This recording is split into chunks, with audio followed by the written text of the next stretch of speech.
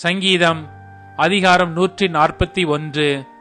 கர்த்தாவே, உம்மை நோக்கி கூப்பிடுகிறேன், என்னிடத்திற்கு வர தீவிரியும்.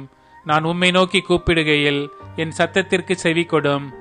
என் விண்ணப்பம் உமக்கு முன்பாக தூபமாகவும் என் கையெடுப்பு அந்தி பலியாகவும் இருக்க கடவது. கர்த்தாவே, என் வாய்க்கு காவல் வையும், என் உதடுகளின் வாசலை காத்துக்கொள்ளும்.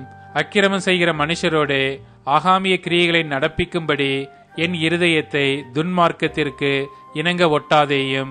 அவருடைய ருசியுள்ள பதார்த்தங்களில் ஒன்றை நான் சாப்பிடாமல் இருப்பேனாக.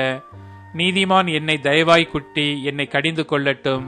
அது என் தலைக்கு எண்ணெயைப் போல் இருக்கும். என் தலை அதை அல்ல தட்டுவதில்லை.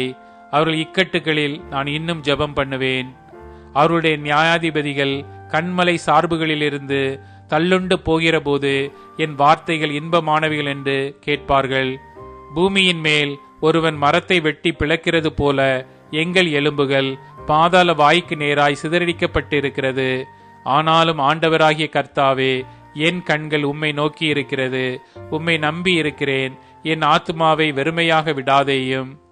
அவர்கள் எனக்கு வைத்த கண்ணியின் சிக்குகளுக்கும் அக்கிரமக்காரரின் சுருக்குகளுக்கும் என்னை விலக்கி ரட்சியும். துன்மார்க்கர் தங்கள் வலைகளில் அகப்படுவார்களாக. நானோ அதற்கு தப்பி கடந்து போவேன்.